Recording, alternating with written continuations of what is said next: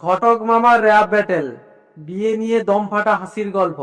ঘটক মামা পুরো গল্পের প্রাণ, মজাদার ডায়লগ আর র্যাপের মাধ্যমে কথোপকথন হয়। আমি ঘটক, বাঙালি সুপুরুষ, জোড়া লাগে প্রেমের খুঁজে খুঁজে উৎস।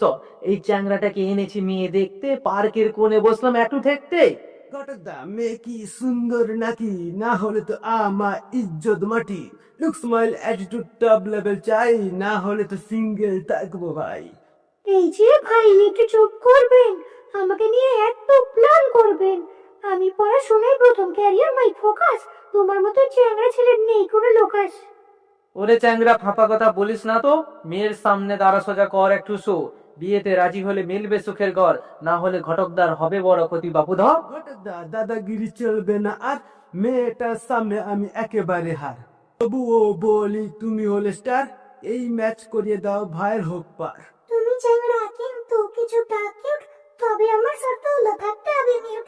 তবে নয় চাই শান্তিপূর্ণ জীবন, বিয়েতে রাজি হলাম, সাথে থাকবো সারা জীবন।